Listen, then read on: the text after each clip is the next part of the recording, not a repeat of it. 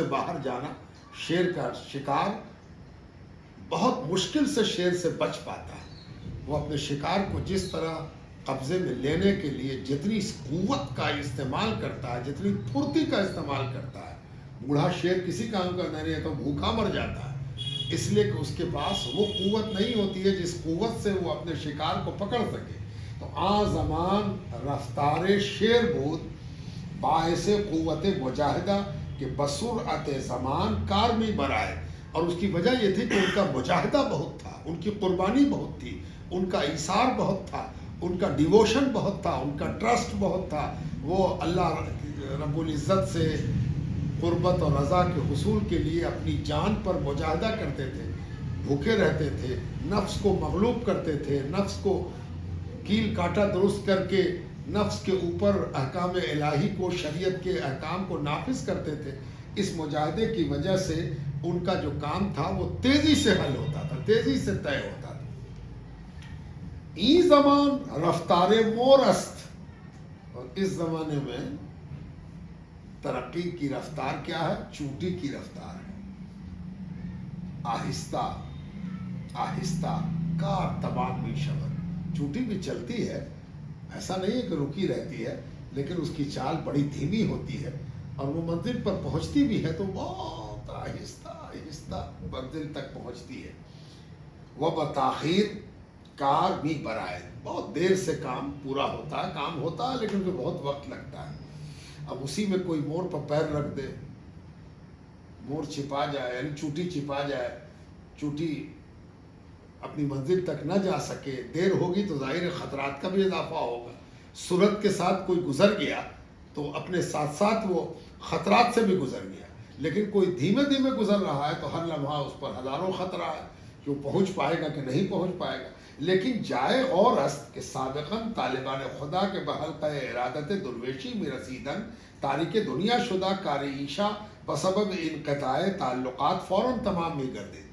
یہ دیکھنا چاہیے، سبب غور یہ ہے، غور کرنے کا سبب یہ ہونا چاہیے کہ جو سابقاً پہلے کے جو اللہ کے راستے کے طالب تھے، طالبان راہ خدا تھے، ان کے عالم یہ ہوتے تھے کہ وہ درویشی کو حاصل کرنے میں اور ترک دنیا کرنے میں، دنیا سے علیحدہ ہونے میں بڑے سچے، پکے، پختہ تھے، اور ان کو اس کی وجہ سے انقطاع تعلقات بہت تیزی سے ہو جائے، یعنی دنیا سے تعلق کاٹ لینا، دشمنان خدا سے تعلق کاٹ لینا، فضول چیزوں سے اپنا تعلق کاٹ لینا، انہی چیزوں پر توجہ رکھنا جس کے بغیر جینا مشکل ہو جائے، جو ضروری چیزیں ہیں، غیر ضروری چیزوں سے اپنے آپ کو بچا کے رکھنا۔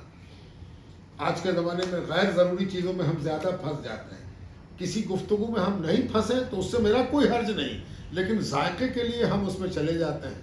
ہم کسی چیز کو نہ دیکھیں تو ہم اندھے نہیں ہو جائیں گے، لیکن ہم دیکھنا اپنی جنم سدھ ادھیکار سمجھتے کہ ہم بھی دیکھیں گے۔ کیوں دیکھیں ہم اس کو دیکھ کے ہم کیا کر لیں؟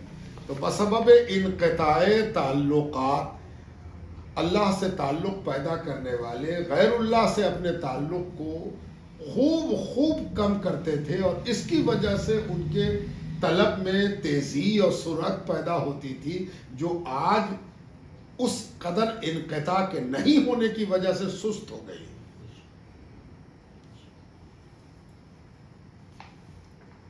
الحال طالبان کے می آئین محبت دنیا بالکل از دل ایشا نمی رود۔ آج جو لوگ آتے ہیں اور اس راہ میں مرید ہو کے چاہتے ہیں کہ اس راہ میں ہم چلیں، طالبان بن کے آتے ہیں، طلب خدا لے کے آتے ہیں اور کہتے ہیں کہ ہم طلب خدا کے تحت آئے ہیں، محبت دنیا بالکل از دل ایشا نمی رود، ان کے دل سے دنیا کی محبت نہیں نکلتی ہے، بلکہ 100% مریدین تو دنیا کی محبت میں مرید ہو جاتے ہیں کہ ہم مرید ہوں گے تو ہم کو یہ مل جائے گا، مرید ہو جائیں گے تو ہم کو یہ فائدہ ہوگا، مرید ہوں گے تو ہم کو ایسے بینیفٹ ملے گا، یہ فائدہ ملے گا۔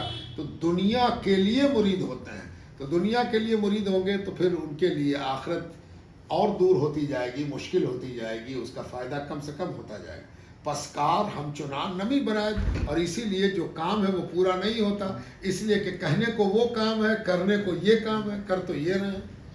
ہر قدر کے یاد خدا دارن، ہما قدر نفع خود انگارن۔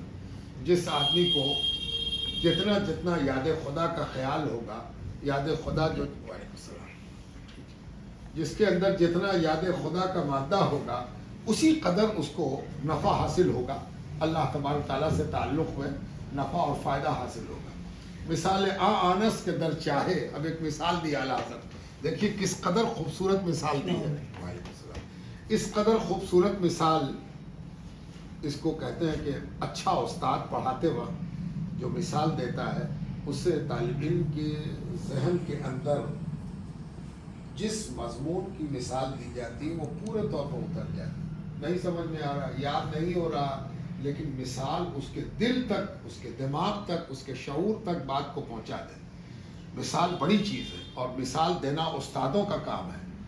مثال وہی دے سکتا ہے جو مضمون کو کما حقہ سمجھ چکا ہو، ورنہ مثال ڈیفینیشن سے زیادہ مشکل ہے، پریبھاشا دینے سے زیادہ مشکل ادھارن دینا ہے۔ جو ادھارن دے لے وہ استاد ہے، ورنہ پریبھاشا تو سب رٹ لیتے ہیں۔ اب دیکھیے کیا خوبصورت مثال دی ہے، نادر مثال اعلیٰ حضرت نے یہاں پر دے دی۔ فرمایا مثال آنست، یعنی پہلے لوگوں کی مثال جو تیزی سے ترقی کرتے تھے، اور آج کے لوگوں کی مثال جن کی ترقی میں کمی آ گئی ہے، طلب خدا میں کمی آ گئی ہے، اس کی مثال کیا ہے؟ مثال آنست کہ در چاہے موش مردہ افتادہ است، کہ ایک کنویں میں مان لو کہ ایک چوہا جا کے گر گیا اور مر گیا۔ آپ نے دیکھا کہ ایک کنویں میں چوہا گرا ہوا مرا ہوا، اگر ہزار دلو آب برکشی آبش طاہر نہ خواہد شدہ۔ اب آپ نے دیکھ لیا کہ چوہا گرا ہوا، اچھا چلو لاؤ بالٹی لاؤ، 1000 بالٹی آپ نے نکال دی، لیکن کنویں کا پانی پاک نہیں ہوا۔ کسی نے پوچھا کہ کیوں نہیں ہوا؟ اس لیے کہ ابھی بھی مرا ہوا چوہا نظر آ رہا۔ تو جب تک مرا ہوا چوہا موجود ہے، آپ ہزاروں بالٹی پانی نکال دیجئے، اس سے کیا فرق پڑتا ہے؟ وجہ موجود ہے، پانی نکالنے سے کچھ نہیں ہوگا۔ در چاہے موش مردہ افتادہ است، اگر 1000 دلو آب برکشی آبش طاہر نہ خواہد شد، تا وقتے کے موشک مردہ نہ براری، جب تک کہ تم اس مردہ چوہے کو نہ باہر نکال لو، اس کو نکالو گے تب نہ وجہ گندگی ختم ہوگی، وجہ تو موجود ہے۔ وہ آب را پاک نہ کونی، جب تک باہر نہیں آئے گا پانی پاک نہیں ہوگا۔ چو موش را از آب چاہ بر آرن و چند دلو آب کشن، بے شک آب چاہ طاہر گردن۔ اور جب چوہے کو آپ نے باہر نکال لیا، اب کچھ پانی آپ نے باہر نکالا، کچھ بالٹی کچھ ڈول پانی آپ نے باہر کر دیا، پاک ہو گیا، اس لیے کہ وجہ تو باہر آ گئی تھی۔ اب وجہ کے جو اثرات تھے اس کو آپ نے نکال دیا، اور نہیں تو وجہ موجود تھی اور آپ وجہ کا نتیجہ نکال کے پھینک رہے تھے، تو وجہ اپنے نتیجے کو پیدا کرنے پر قادر تھی، وہ نتیجہ پھر پیدا کر رہی۔ اب پانی نکالا، دوسرا پانی گندا ہو گیا، تیسرا نکالا، چوتھا پانی گندا ہو گیا، تو گندگی موجود تھی۔ اب دیکھیے کیا کہتے ہیں، بے شک آب چاہ طاہر گردد، اگر چوہا باہر آ گیا اور اس کے بعد آپ نے پانی نکالا ہے تو کنویں کا پانی پاک و طاہر ہو گیا، لائق وضو شود۔ چو محبت دنیا از دل ایشان نمی رود، فائدہ بیچے طور بترتیب شود۔ جب محبت دنیا اندر میں موجود ہے تو ہم نماز پڑھیں، روزہ رکھیں، وظیفہ پڑھیں، روزہ رکھ لیں، نفل پڑھیں، مجاہدہ کریں، الا اللہ کی ضرب لگائیں، اس سے کیا فائدہ ہوگا؟ چوہا تو اندر موجود ہے، تو باہر سے پانی نکال کے کیا ہوگا؟